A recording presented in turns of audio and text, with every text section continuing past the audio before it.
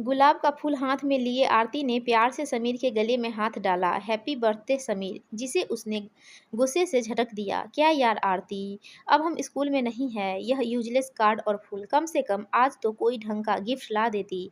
मेरा इतना special day है। समीर की बात पर आरती थोड़ा चौंक गई, फिर शर्मिंदा होते हुए बोली, मैं हमेशा से चाहती थी कि तुमको पहला गिफ्ट अपनी पहली कमाई से दूँ। माँ से पैसे मांगते अच्छा नहीं लगता, पर बताओ क्या चाहिए तुमको? रहने दो, माँ के नाम का इमोशनल अत्याचार करने की ज़रूरत नहीं है। मैं कोई फिरौती नहीं वसूल कर रहा हूँ यहाँ। कहते हुए वह तन-फन करता चला गया और अपनी बाइक स्टार्ट करके फुर हो गया। आरती उसके पीछे दौड़ लगाती ही रह गई। उसकी आंखें छलछला आई थी। यह पहला बर्थडे था जब समीर न सिर्फ उसके बिना मनाने चला गया, बल्कि उससे नाराज़ भी हो गया था। वजह उसकी समझ से परे थी।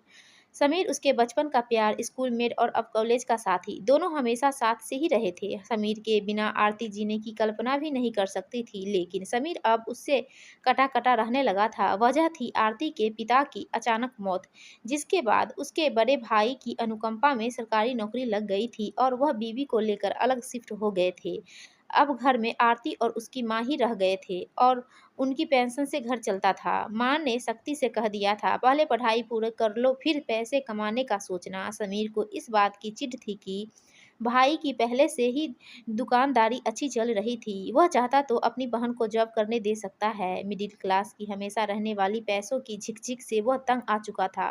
उसे लग्जरी लाइफ चाहिए थी। अगर आरती की जॉब लग जाती तो दोनों मिलकर कम से कम कुछ तो एंजॉय करते और अब तो आरती ने तय कर लिया था कि शादी के बाद भी वह माँ को अपने साथ ही रखेगी। इससे समीर को बहुत कोफ्त होने लगी थी। उस दिन वह अपनी ही धुन में चला आ रहा था कि एक बेहद आकर्षक लड़की ने उससे प्रिंसिपल ऑफिस का पता पूछा। वह उसे एकटक देखता ही रह गया। यह न्यू एडमिशन माया थी। सिर से लेकर पैर तक महंगे ब्रांड की दुकान। वह खानदानी रईस दिख रही थी और वह भी पहली झलक से ही इस समीर की मर्दाना खूबसूरती पर मोहित हो गई थी। फिर अक्सर क्लास में उसकी नज़रें समीर को ढूंढती रहती और समीर भी चोरी से उसे देख लिया करता। आरती अब उसे बोरिंग और गरीब लगने लगी थी। इस नए एडवेंचर में मज़ा आ रहा था। आरती के साथ उसे देखकर माया ने एक बार सवाल किया तो वह नज़रें चुरा गया, फिर यह कहकर कि वे बस एक दूसरे के अच्छे दोस्त हैं और कुछ नहीं, हंसकर बात टाल गया। आज उसका बर्थडे था और माया ने उसे मिलने बुलाया था। तभी आरती एक गुलाब के फूल और अपने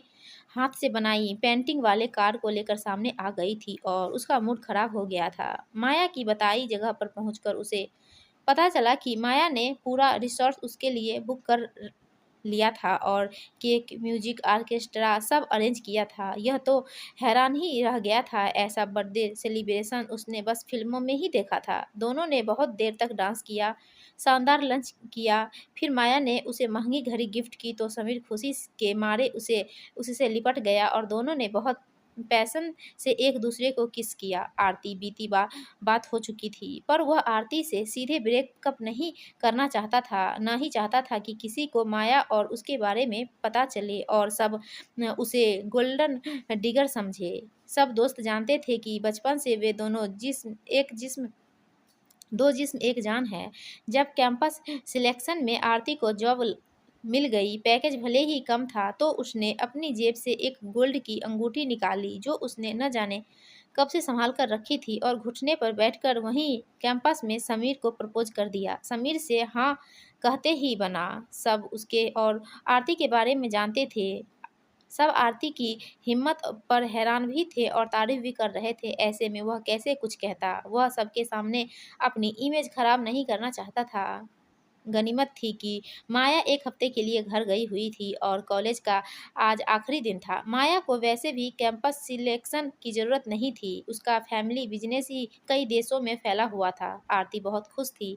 आज उसे पूरी दुनिया की हर खुशी मिल गई थी। कम से कम उसे तो यही लगता था।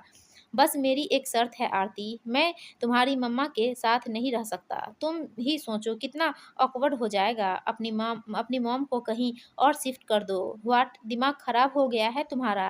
कहाँ जाएगी मेरी माँ अब? और मम्मी ने बचपन से तुम्हें अपने बेटे जैसा प्यार दिया है, तो क्या हुआ? उसका सगा बड़ा बेटा बेटर लाइफ की तलाश में अपने नए घर में शिफ्ट हो गया। उसे प्यार नहीं दिया था क्या? मैं कुछ नहीं जानता, ये तुम्हारे प्यार की परीक्षा है। अपनी माँ और मुझ में से एक को चुन लो। समीर फैसला सुना चुका था। अंगूठी उसकी उँगली से गायब थी, पर लौटा कर नहीं गया था। पहले तो आरती को लगा यह मज़ाक है, फिर लगा वह बस उसकी परीक्षा ले रहा है, लेकिन जब उसने आरती की मम्मी को भी दो टूक जवाब दे दिया तो आरती का दिल बुरी तरह टूट गया। वह ऐसी बिखरी कि संभालना मुश्किल हो गया। जाहिर था कि वह अपनी माँ को अकेला नहीं छोड़ सकती थी। उसने हाथ पैर तक जोड़ लिए समीर के, और उसे उम्मीद थी कि बचपन से अब तक का साथ याद आते ही वह उसके पास लौट आएगा, पर वह नहीं पिघला। 2 महीने बाद ही उसकी एंगेजमेंट की चर्चा सुनी आरती ने, लेकिन कुछ नहीं पूछा कहाँ किसके साथ हुई। 6 महीने में ही समीर माया से ब्याह रचाकर हनीमून पर वर्ल्ड टूर के लिए चला गया। इधर आरती को यह सुविधा नहीं थी कि वह देवदास बनी नशे में गम गलत करके कहीं पड़ी रहे। नई नौकरी थी, टिप टॉप में जाना होता था ऑफिस, पर वह बस एक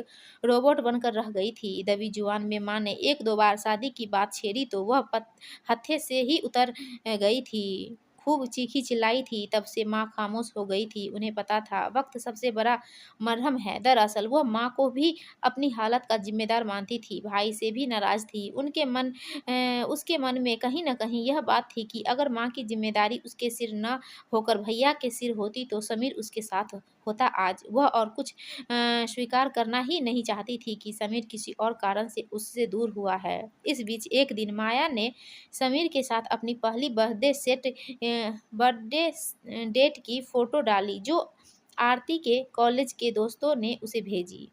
बात यह थी कि समीर का बर्थडे आने में अभी 1 महीने थे। इसका मतलब यह था कि यह उस बर्थडे के फ़ोटो थे जब समीर आरती के साथ था। उसे उस दिन याद आ गया जब उसके गुलाब और पेंटिंग को पटक कर समीर उसे अकेला छोड़कर कहीं चला गया था। ओह! तो तुम सही मायने में उसी दिन मेरी ज़िंदगी से चले गए थे और किसी और को हमसफ़र चुन लिया था। मेरे प्रपोज़ल पर हाँ कहना बस तुम्हारी मजबूरी थी, और मेरी माँ के साथ रहना बस एक बहाना।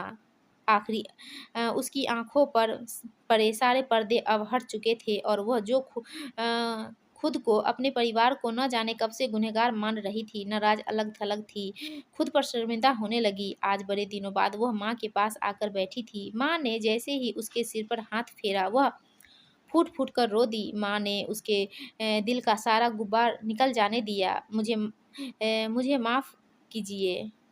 उसके आगे कुछ और बोलने से पहले ही माँ ने उसके होठों पर हाथ रख दिया और उसे गले लगा लिया। तुम मेरी बहादुर बेटी हो, तुम में हिम्मत है प्यार करने की, उसे पाने की, जद्दोजहद करने की, घुटनों पर जाकर एक लड़के को प्रपोज़ करने की। तुम कमज़ोर नहीं हो, गलतियाँ करना बुरा नहीं है, ना ही उसकी सज़ा पाना बुरा है। हार मानना, रोते-धोते बैठने की। प्यार आएगा तुम तक, खुद रास्ता बनाएगा, बस तुम आने देना, रुकावट मत बनना। खुद को आज़ादी दो यादों की इस कैद से, और खुलकर जियो। प्यार पर से भरोसा मत उठने दो, पर पहले अ, खुद पर भरोसा करो। माँ की बातों ने उसे नई ताकत दी थी। उसने आँसू पोंछे और खुद को नई ज़िंदगी के लिए तैयार करने लगी, जहाँ वही उसके दिल की था पाएगा, जिसे सिर्फ़ उसकी चाहत होगी।